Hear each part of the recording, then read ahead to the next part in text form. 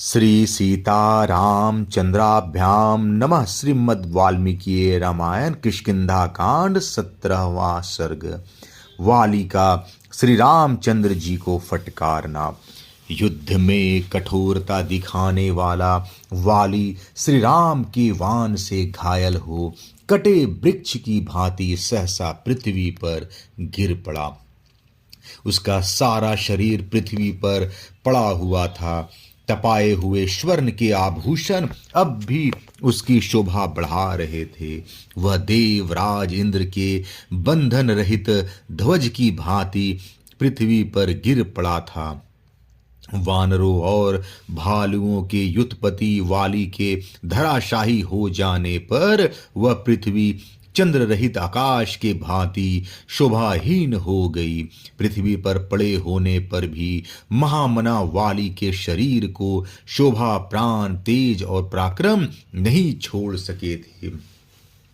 इंद्र की दी हुई रत्न जटित श्रेष्ठ स्वर्ण माला उस वानर राज के प्राण, तेज और शोभा को धारण किए हुए थी। उस स्वर्ण माला से विभूषित हुआ वानर युद्धपति वीर वाली संध्या की लाली से रंगे हुए प्रांत भाग वाले मेघ खंड के समान शोभा पा रहा था। पृथ्वी पर गिरे होने पर भी वाली की वह स्वर्णमाला, उसका शरीर तथा मर्मस्थल को विदीर्ण करने वाला वह बाण, ये तीनों पृथक पृथक तीन भागों में विभक्त की हुई अंग लक्ष्मी के समान शोभा पा रहे थे। वीरवर श्री राम के धनुष से चलाए गए उस अस्त्र ने वाली के लिए स्वर्ग का मार्ग प्रकाशित कर दिया और उसे परम पद को पहुंचा दिया। इस प्रकार युद्ध स्थल में गिरा हुआ इंद्रपुत्र वाली ज्वाला रहित अग्नि के समान पुण्यों का क्षय होने पर पुण्य लोक से इस पृथ्वी पर गिरे हुए राजा ययाति के समान तथा महाप्रलय के समय काल द्वारा पृथ्वी पर गिराए गए सूर्य के समान जान पड़ता था। उसके गले में सोने की माला शोभा दे रही थी। वह महेंद्र के समान दुर्जय और भगवान विष्णु के समान दुस्सह था। उसकी छाती चौड़ी, भुजाएं बड़ी बड़ी, मुख दीप्तिमान और नेत्र कपिल वर्ण के थे। लक्ष्मण के साथ लिए श्री राम ने वाली को इस अवस्था में देखा और वे उसके समीप गए। इस प्रकार ज्वाला रहित अग्नि की भांति वह घिरा हुआ वह वीर धीरे धीरे देख रहा था। महापराक्रमी दोनों भाई श्री राम और लक्ष्मण उस वीर का विशेष सम्मान करते हुए उसके पास गए। उन श्री राम तथा महाबली लक्ष्मण को देखकर वाली धर्म और विनय से युक्त कठोर वाणी में बोला। अब उसमें तेज और प्राण स्वल्प मात्रा में ही रह गए थे। वह बाण से घायल होकर पृथ्वी पर पड़ा था और उसकी चेष्टा धीरे धीरे लुप्त होती जा रही थी। उसने युद्ध में गर्वयुक्त पराक्रम प्रकट करने वाले गर्वीले श्री राम से कठोर वाणी में इस प्रकार कहना आरंभ किया। रघुनंदन, आप राजा दशरथ के सुविख्यात पुत्र हैं। आपका दर्शन सबको प्रिय है। मैं आपसे युद्ध करने नहीं आया था। मैं तो दूसरे के साथ युद्ध में उलझा हुआ था। उस दशा में आपने मेरा वध करके यहाँ कौन सा गुण प्राप्त किया है, किस महान यश का उपार्जन किया है? क्योंकि मैं युद्ध के लिए दूसरे पर रोष प्रकट कर रहा था, किंतु आपके कारण बीच में ही मृत्यु को प्राप्त हुआ।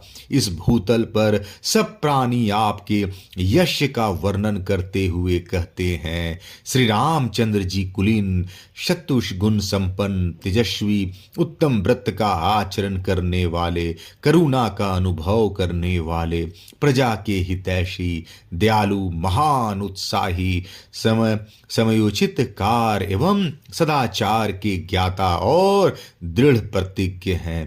राजन, इंद्रिय निग्रह, मन का संयम, क्षमा, धर्म, धैर्य, सत्य, पराक्रम तथा अपराधियों को दंड देना, ये राजा के गुण हैं। मैं आप में इन सभी सद्गुणों का विश्वास करके आपके उत्तम कुल को याद कर तारा के मना करने पर भी सुग्रीव के साथ लड़ने आ गया। जब तक मैंने आपको नहीं देखा था तब तक मेरे मन में यही विचार उठता था कि दूसरे के साथ रोषपूर्वक जूझते हुए मुझको आप असावधान अवस्था में अपने वान से भेदना उचित नहीं समझेंगे, परंतु आज मुझे मालूम हुआ कि आपकी बुद्धि मारी गई है।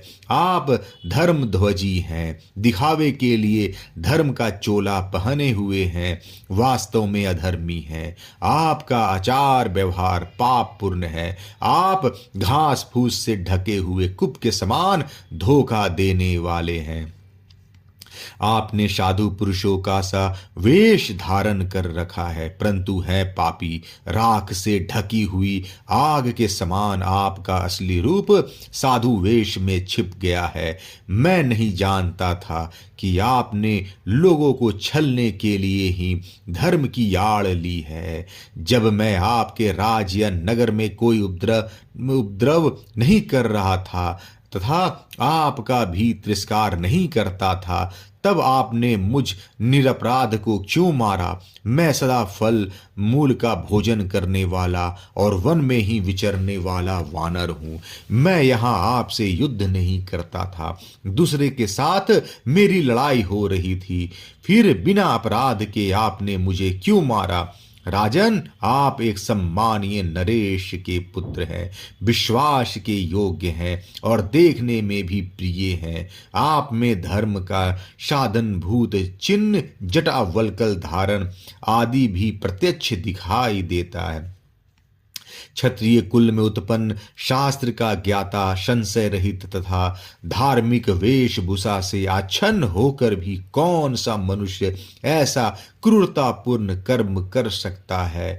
महाराज, रघु के कुल में आपका प्रादुर्भाव हुआ है। आप धर्मात्मा के रूप में प्रसिद्ध हैं, तो भी इतने अभव्य क्रूर निकले। यदि यही आपकी असली रूप है तो फिर किस लिए ऊपर से भव्य, विनीत एवं दयालु साधु पुरुष का सा रूप धारण करके चारों ओर दौड़ते फिरते हैं? राजन, साम, दान, क्षमा, धर्म, सत्य, धृति, पराक्रम और अपराधियों को दंड देना, ये भूपालों के गुण हैं। नरेश्वर राम, हम फल मूल खाने वाले वनचारी मृग हैं, यही हमारी प्रकृति है। किंतु आप तो पुरुष हैं, मनुष्य हैं, अतः हमारे और आप में वैर का कोई कारण नहीं है। पृथ्वी, सोना और चांदी, इन्हीं वस्तुओं के लिए राजाओं में परस्पर युद्ध होते हैं। यही तीन कलह के मूल कारण है, परंतु यहाँ वे भी नहीं हैं। इस दिशा में, इस वन में या हमारे फलों में आपका क्या लोभ हो सकता है? नीति और विनय, दंड और अनुग्रह, ये राजधर्म है, किंतु इनके उपयोग के भिन्न भिन्न अवसर हैं। इनका अविवेक पूर्वक उपयोग करना उचित नहीं है। राजाओं को स्वेच्छाचारी नहीं होना चाहिए, परंतु आप तो काम के गुलाम, क्रोधी और मर्यादा में स्थित न रहने वाले चंचल हैं। न्याय विनय आदि जो राजाओं के धर्म है, उनके अवसर का विचार किए बिना ही किसी का कहीं भी प्रयोग कर देते हैं। जहाँ कहीं भी बाण चलाते फिरते हैं। आपका धर्म के विषय में आदर नहीं है और न अर्थ साधन में ही आपकी बुद्धि स्थिर है। नरेश्वर, आप स्वेच्छाचारी हैं, इसलिए आपकी इंद्रियां आपको कहीं भी खींच ले जाती है।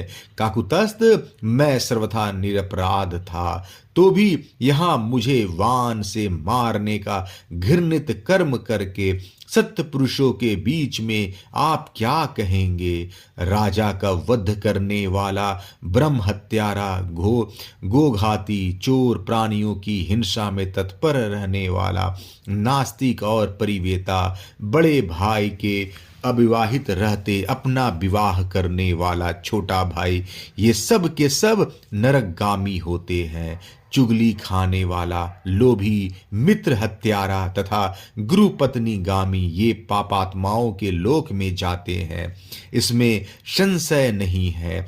हम वानरों का चमड़ा भी तो सत्पुरुषों के धारण करने योग्य नहीं होता। हमारे रोम और हड्डियों भी वर्जित है, छूने योग्य नहीं है। आप जैसे धर्मचारी पुरुषों के लिए मांस तो सदा ही अभक्ष्य है। फिर किस लोभ से आपने मुझ वानर को अपने वानों का शिकार बनाया है? रघुनंदन, तरवैनिकार में जिनकी किसी कारण से मांसाहार जैसे निंदनीय कर्म में प्रवृत्ति हो गई है, उनके लिए भी 5 नखों वाले जीवों में से 5 ही भक्षण योग बताए गए हैं। उनके नाम इस प्रकार हैं: गेंडा, साही, खो, खरहा और 5वां कछुआ।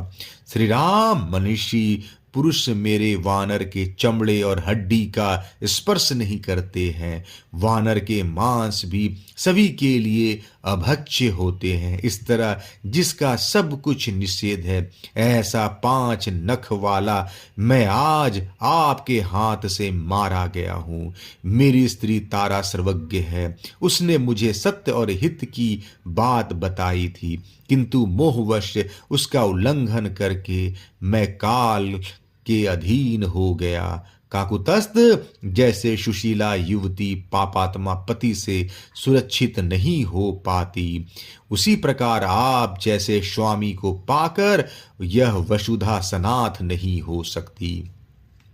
आप शठ छिपे रहकर दूसरे का अप्रिय करने वाले, अपकारी, क्षुद्र और झूठे ही शांत चित्त बने रहने वाले हैं। महात्मा राजा दशरथ ने आप जैसे पापी को कैसे उत्पन्न किया? हाय, जिसने सदाचार का रस्सा तोड़ डाला है, सत्पुरुषों की धर्म एवं मर्यादा का उल्लंघन किया है, तथा जिसने धर्म रूपी अंकुश की भी अवहेलना कर दी है, उस राम रूपी हाथी के द्वारा आज मैं मारा गया। ऐसा शुभ, अनुचित और सत्पुरुषों द्वारा निंदित कर्म करके आप श्रेष्ठ पुरुषों से मिलने पर उसके सामने क्या कहेंगे? श्री राम, हम उदासीन प्राणियों पर आपने जो यह पराक्रम प्रकट किया है, ऐसा बल पराक्रम आप अपना अपकार करने वालों पर प्रकट कर रहे हो, ऐसा मुझे नहीं दिखाई देता। राजकुमार, यदि आप युद्ध स्थल में मेरी दृष्टि के सामने आकर मेरे साथ युद्ध करते, तो आज मेरे द्वारा मारे जाकर सूर्यपुत्र यम देवता का दर्शन करते होते। जैसे किसी सोए हुए पुरुष को सांप आकर डस ले और वह मर जाए, उसी प्रकार रणभूमि में मुझे दुर्जय वीर को आपने छिपे रहकर मारा है, तथा ऐसा करके आप पाप के भागी हुए हैं। जिस उद्देश्य को लेकर सुग्रीव का प्रिय करने की कामना से आपने मेरा वध किया है, उसी उद्देश्य की सिद्धि के लिए यदि आपने पहले मुझसे ही कहा होता, तो मैं मिथिलेश कुमारी जानकी को एक ही दिन में ढूंढकर आपके पास ला देता। आपकी पत्नी का अपहरण करने वाला दुरात्मा राक्षस रावण को मैं युद्ध में मारे बिना ही उसके गले में रस्सी बांध कर पकड़ लाता और उसे आपके हवाले कर देता।